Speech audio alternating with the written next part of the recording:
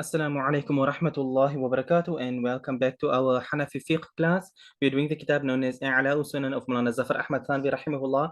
And tonight, inshallah ta'ala, we are continuing on starting a new chapter, but still something that we had done last week. So without any delays, let us begin.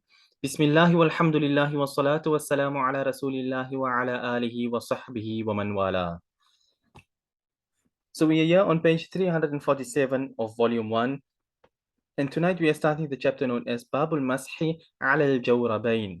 Now, what I meant, why I said similar to what we had done last week, is because we had done Babul Mashi ala al-Jurmuqain, which, if you remember last week's class, then you'll know what Jurmuqain were about. So now we are doing Jawrabain. Now, I'm not going to delve too much into the linguistics and the various ikhtilafat and all that sort of stuff because you'd spend a whole night on that sort of a point.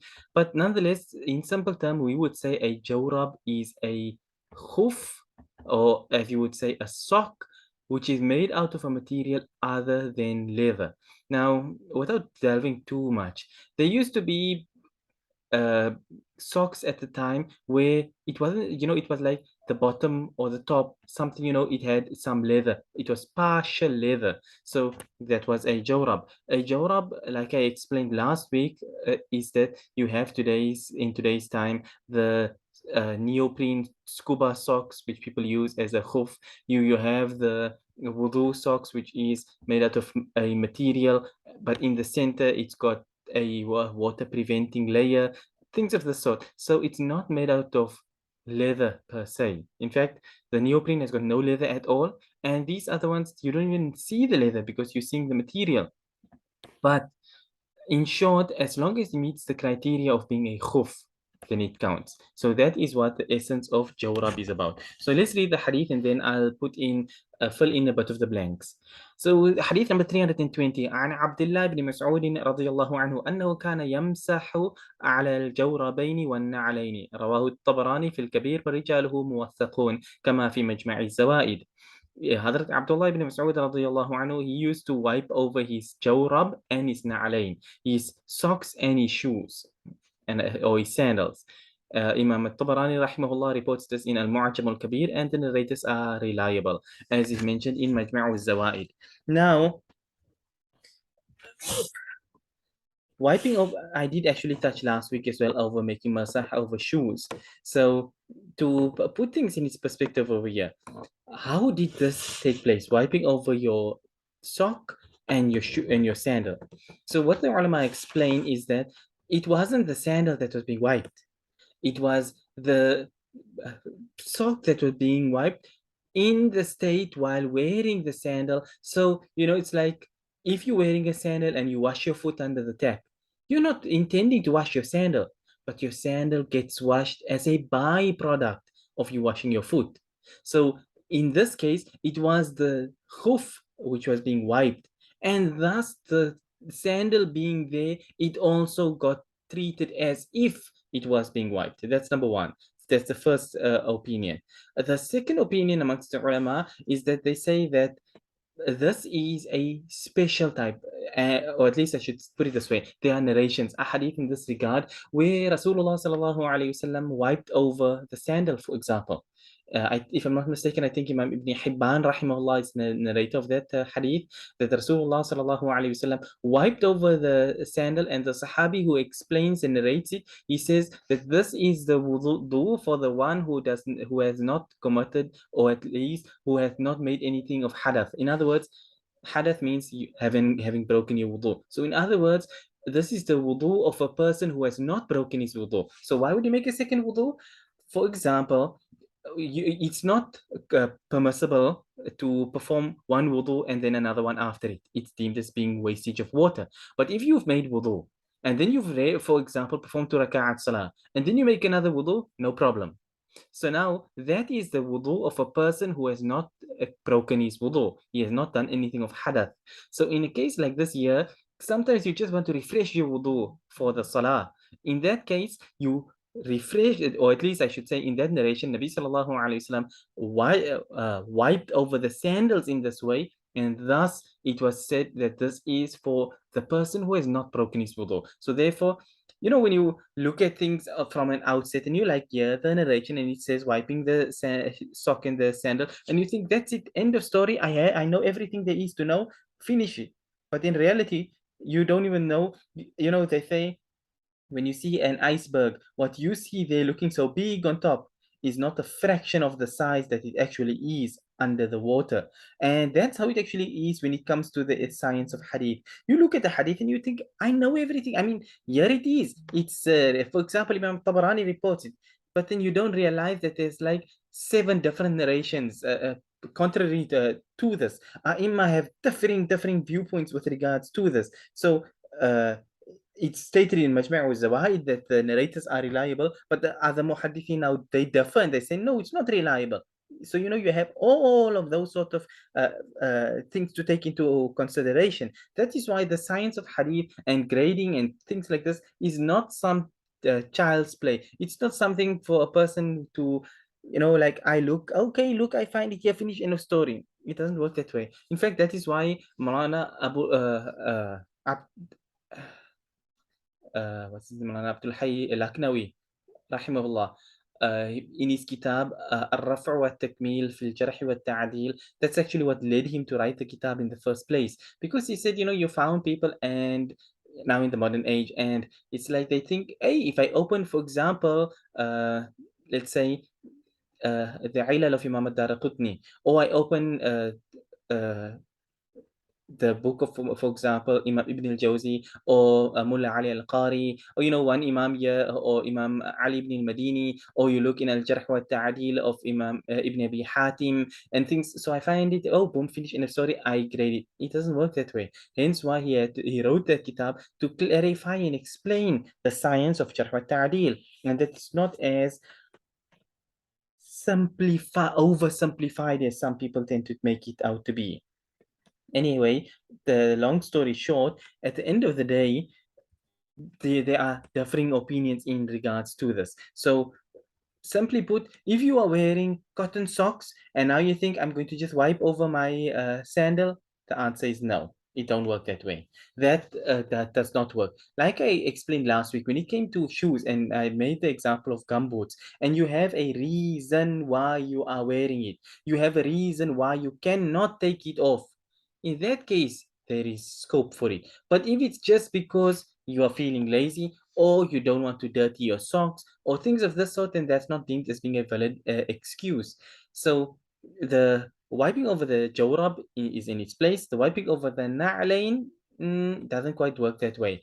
And what I should mention, I think I mentioned it last week as well, when I was explaining the dalil of the Hanafi madhab. Why does the Hanafi madhab say this? And it stems from a point of usul al-fiqh. The usul of the Hanafi madhab is that you cannot make ziyada on the Quran with a khabri wahid. One of the essential principles that a person should know, which is that when you have an ayah of the Quran which states A, then you cannot go against A unless you have something which is equally as powerful. Now, a khabri wahid means a hadith which is 100% authentic.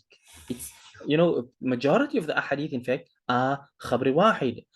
The two contrary, the what's other than a khabri wahid, it is when something reaches the level of being mutawatir. So it's mutawatir or it's khabri wahid, to oversimplify matters. So for the Hanafi madhab, the Quran said, wash your feet. So that is qata'i dalil, the highest level dalil you can get, and that's where it starts and it stops. So now when you want to come and you say, no, you're not going to wash your feet, you're going to wipe your feet, then we say no. This is going against what the Quran stated. Therefore, it has to be it has, to add on and make it an exception. For example, the issue of wiping the khuf in the first place, it has to reach that level of mutawatir before you can say it's fine. You can wipe and not restrict it only to washing, as Allah had mentioned in the Quran. So therefore, because the wiping of the khufain is something which is mutawatir, therefore there's not the issue. It's the Quran is mutawatir, the hadith comes as being mutawatir, thus it's fine. This is an exception now. When you are in a state of traveling and you're wearing khuffain, then you can wipe it. So that's how the Hanafi usul works. So in the context over here, the na'alain is not mutawatir. So therefore, you cannot say, oh, we'll throw na'alayn in as well. That's basically how it works. But nonetheless, so the narration is reported by Imam al-Tabarani rahimahullah in Al-Mu'ajam al-Kabir. Let's move on further. The next narration is عن المغيرة بن شعبة رضي الله عنه قال توضأ النبي صلى الله عليه وسلم ومسح على الجوربين والنعلين رواه الترمذي وقال حسن صحيح. Hazrat Mughira ibn Shu'bah رضي الله عنه, he said that Nabi صلى الله عليه وسلم made wudu and wiped over the jawrabain and the na'alain. Wiped over the socks and the sandals. Imam al-Tirmidhi rahimahullah narrates the hadith and he says that it is hasanun sahih. Now, getting involved, once again, what I was just saying about how hadith is not a one-dimensional subject. Now you've got Imam at-Tirmidhi who says this Hasan Sahih, finishing of story. But the thing is that Hazrat Mughira radiallahu anhu also reports this hadith without mention of Na'alain in it. And is mentioned about the Khufain, for example. And then, so you've got Muhaddithin, for example, the likes of Imam al-Nawawi rahimahullah, who said that no, this narration is not authentic at all. Many Muhaddithin, they held that viewpoint. But others say no. There are two separate incidents, two separate narrations altogether. One is wiping the jawrab and one is wiping the khuf. And that's the explanations I gave you a short while ago with regards to how to understand the hadith of the wiping over the na'alain. We take it that way, and then in that case, there's no issue. There's no contradictions or anything that is happening as a result of that. But anyhow, case, so the Jawrabain and the Na'alain. So in the first one, Hazrat Abdullah ibn Mas'ud radiallahu anhu himself was doing it. In the second narration, it says Nabi sallallahu alayhi wasallam was wiping over the Jawrab and the Na'alain.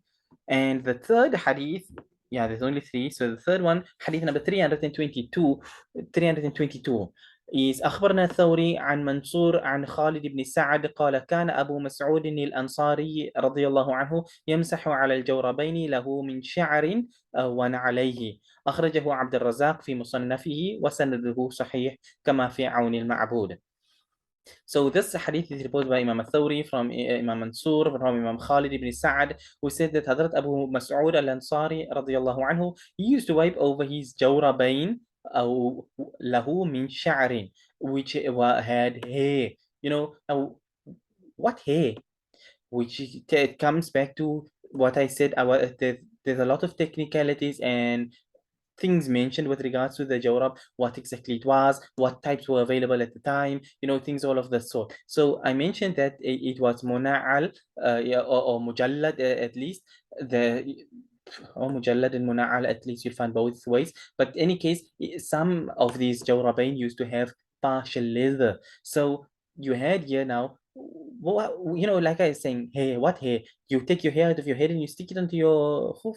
There was no super glue in the first place. So the hair here means, like, for example, you take buffalo hide, let's put it this way, or some other kudu hide, in fact, for that matter, you can say deer hides, things of the sort. It's got the hair still remains on it unless you shave the hair off, but people don't do that. So when you got one of those kudu skins and people got it laying there as a carpet in their house because the hair is still on it. So you can make a khuf with hair on. So this jawrab that Hazrat Abu Mas'ud al-Ansari radiyallahu anhu wore, who had the hair still on it, and he wiped over it. So what it showed is the jawrabain and then wana alayhi and his sandals as well. So now we have Hazrat Abu Mas'ud radiyallahu anhu, we've got Hazrat Abdullah ibn Mas'ud radiyallahu anhu, and we've got Rasulullah sallallahu alayhi wasallam, all the same incident being mentioned, wiping the khuf, the jawrab and the sandal, jawrab and the sandal, jawrab and the sandal. Thus we come to the point, using the usul that I mentioned previously, you need it to be mutawatir. This is far from being mutawatir. Nonetheless, so we say that the wiping over the na'alain was not the na'alain which was intended, it was the jawrab which was intended, and the Na'alain was just like a byproduct of the whole thing. That's that. Then, from a fiqhi perspective now, Imam Abu Hanifa rahimahullah initially was not in support of wiping over the jawrab. Like he was not initially in support of wiping over the khuffain until it had reached the level of being mutawatir. But eventually, Imam Abu Hanifa rahimahullah he made ruju' and to the viewpoint of Imam Muhammad and Imam Abu Yusuf rahimahumullah, which was the permissibility of wiping over the jawrab as well. And why? Because the jawrab is not made out of leather. So, in any case, nonetheless, the fatwa of the Hanafi madhab is upon permissibility of wiping over the khuf and a jawrab. But like I mentioned last week, and I'll say it again, that a jawrab is not your regular cotton, nylon, that type of sock that you wear that is not regarded as a jawrab, that is not deemed as being valid. If you wipe over that, you have no wudu. If you see a man wiping over a sock like that, you cannot even perform salah behind him. That's the serious nature that it is. So, any case, do not spend the entire night on this one single point. The summary of the story is that as long as the jawrab meets the criteria of a khuf, it will be permissible to make masah upon it. And as long as you have made your masah upon it, then it is treated just like the khuf. So like the khuf is for 1 day and 1 night as a muqim, and 3 days and 3 nights as a musafir, the same ruling will apply to the jawrab as well. Now, like I said, because we touched quite a bit on it last week, therefore I'm not going to spend too much time on the point. We'll move on. Next chapter now, we come to Babul Mashi ala al-Isabati wal Jabair. Okay, so the chapter with regards to wiping over Isaba and Jabair. So what is the Isaba and Jabair? Isaba means like Isaba is even used as a turban, but it don't mean a turban, it means a bandage. And a Jabair is plural. Jabiratun, Jabairun is a plural. A Jabira is what you would say like a splint. Not you pricked yourself with a splint in your finger, not that. But you've broken your arm, so you've put a splint there to keep your bone in place. That splint. So or as you would say, plaster of Paris in today's world when you have a broken bone, making masah upon those things. So 1, you have a bandage. 2, you have plaster of Paris. I'm not going to use a splint because people understand plaster of Paris better, a plaster cast, so to speak, if you understand that term better. So that's the chapter. Now we go on to the hadith number 323. عن أبي أمامة رضي الله عنه عن النبي صلى الله عليه وسلم أنه لما رماه ابن قمئة يوم أحد رأيت النبي صلى الله عليه وسلم إذا توضأ حل عن عصابته ومسح عليها بالوضوء. رواه الطبراني في الكبير، وفيه حفص بن عمر العدني وهو ضعيف كما في مجمع الزوائد. Okay, so this chapter, it starts with Hadrat Abu Umama radiallahu anhu saying that Nabi sallallahu alayhi wasallam, when Nabi sallallahu alayhi wasallam was struck by Abdullah ibn Qami'ah, the mushrik kafir, on the day of Uhud, then I saw Hadrat Abu Umama radiallahu anhu, he said, I saw Rasulullah sallallahu alayhi wasallam halla an isabatihi. Nabi sallallahu alayhi wasallam was wearing a bandage. So Nabi sallallahu alayhi wasallam removed the bandage, exposed the wound, وَمَسَحَ عَلَيْهَا, and wiped over it only, didn't wash the, let's put it this way, you got a gash in your arm, instead of pouring water over the gash, Nabi sallallahu alayhi wasallam just wiped with a wet hand over it. So that's basically the essence of what it is. وَمَسَحَ عَلَيْهَا بِالْوُضُوء, and Nabi sallallahu alayhi wasallam wiped over it while making wudu. Imam al-Tabarani rahimahullah is the narrator of this hadith in Al-Mu'jam al-Kabir, and in this chain is a person by the name of Hafs ibn Umar al-Adani, and it's mentioned in Majma' al-Zawaid that this narrator is weak. But Manana Zafar Ahmad Tanvi rahimahullah steps in, he says, قلت هو مختلف فيه. He is not weak. He's a مختلف فيه narrator, meaning he's someone that the muhaddithin differ about. Why? He says, وقال ابن أبي حاتم أخبرنا أبو عبد الله الطهراني حدثنا حفص ابن عمر العدني وكان ثقة كما في تهذيب التهذيب وقد عرفت غير مرة أن الاختلاف غير مضر. So he says, Imam Ibn Abi Hatim al-Razi, he narrates from Abu Abdullah al-Tahrani, who said we were narrated by Hafs ibn Umar al-Adani narrated to us وَكَانَ ثِقَةٌ, and he was ثقة. So here you have the kitab known as Al-Jarh wa Ta'dil by Imam Ibn Abi Hatim al-Razi rahimahullah, where he mentions that Hafs ibn Umar al-Adani is ثقة. So just because one Imam graded him as being weak, another one graded him as being strong. Thiqa. He didn't even say he's saduq. You know, saduqun yukhti. He's truthful, but he makes a mistake. He didn't say that. He said he is trustworthy, he's reliable, he's authentic. You can take from him. That's how Imam Abu Abdullah al-Tahrani stated. And the fact that Imam Ibn Abi Hatim is quoting it means he's in agreement with it as well. That's basically what he's trying to say. So Maulana Zafar Ahmad Tanvi says that no, he's a mukhtalafi narrator. And as you know, when you have ikhtilaf with regard to narrators, then that's not a problem. One deems it this way, another one deems it that way. Hey, you follow your view, we have ours, in simple terms. So, okay, yeah. Now, Abdullah ibn Qami'ah, the mushrik, he in fact was the one who also martyred Hadrat Mus'ab ibn Umair radiallahu anhu. When the mushrikeen, launched an a full-scale attack on Rasulullah sallallahu alaihi wasallam on the day of Uhud, Hadrat Mus'ab ibn Umair radiallahu anhu, he was fighting in the front lines, and Abdullah ibn Qami'ah, everybody knew the handsomeness of Rasulullah sallallahu alaihi wasallam. So Abdullah ibn Qami'ah, he saw Hadrat Mus'ab ibn Umair fighting bravely and things, and he thought this is Rasulullah sallallahu alaihi wasallam. So he charged Hadrat Mus'ab ibn Umair radiallahu anhu, and he ended up martyring Hadrat Mus'ab radiallahu anhu. He went then to the mushrikeen and he was like, I killed Rasulullah sallallahu alaihi wasallam. It was told to him, no, you didn't. But anyway, nonetheless, it turned out that the one he had killed was actually Hadrat Mus'ab radiallahu anhu. But in any case, so after that, and as Nabi sallallahu alayhi wasallam was fighting back the hordes attacking Rasulullah sallallahu alayhi wasallam on that day, the one that struck Rasulullah sallallahu alayhi wasallam was this Ibn Qami'ah, this mushrik kafir. Any case, so anyway, to simplify the mas'ala over here, if you are, like I gave the example now, you have a bandage on, okay, it's not exactly the case, but because if a woman is given birth, she's not exactly wearing a bandage on her leg, but you get the picture. If you have, maybe you were in some accident, you've got something fell on you, cut your arm open, cut your leg, things of the sort, even maybe gave you a gash in your head, maybe you went for a brain surgery, so you've still got a deep gash on your head which is still busy healing, so no water, nothing must touch it. In a case like this here, you find yourself in the situation where this mas'ala comes into play. So when you have the capability of wiping over the wound itself, then you make masah upon it. If you don't have the capability of wiping over the wound itself, then you can wipe over the bandage, then you wipe over the bandage.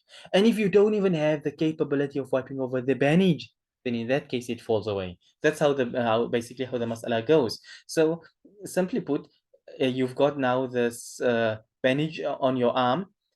If you take off the bandage, and you obviously, if you were capable of washing your arm, then you require to wash it. But now, because if you pour water on it, it will cause you problems. Maybe your bone is exposed, things of that sort. So therefore, you just take a wet hand and you wipe over it. But now, if it's like the wound is so raw, if you wipe over it, it can get infected and stuff like this here. In that case, you leave the bandage on and you wipe over the bandage. But if it is such that if that bandage gets even the least bit wet, that dampness will cause an infection, then in that case, even the wiping over the bandage becomes excused. That's how it goes, in that order. So that's simply put how this mas'ala works. Before we actually finish the class and you're wondering how exactly does this mas'ala work exactly. Nonetheless, so that was the explanation of Maulana Zafar Ahmad Thanvi rahimahullah. Let's see if we can still finish these last two ahadith to finish off the chapter. عن علي رضي الله عنه قال انكسر إحدى زندي فسألت رسول الله صلى الله عليه وسلم فأمرني أن أمسح على الجبائر. رواه عبد الرزاق وابن السني وأبو نعيم معا في الطب وسنده حسن كما كذا في كنز العمال.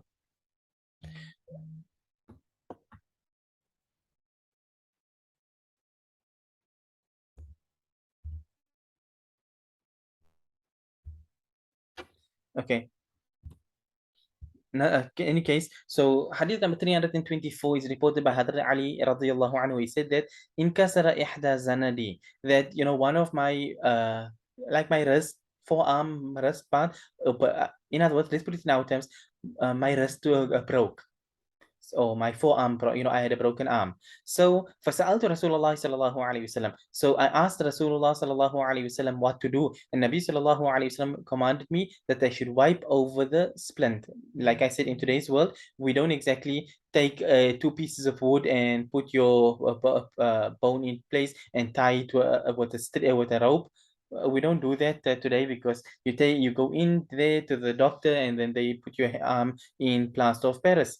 So in that case, you will wipe over the plaster of Paris. But that's what Nabi sallallahu alaihi wasallam commanded when Hadrat Ali radiallahu anhu had broken his arm. So if you find yourself in that position where your forearm happens to be broken, so now obviously you can't wash your arm. And because if you with a bandage, you can take it off and tie it back on. But with a bone that's broken, it needs to stay in place for the bone to be able to set.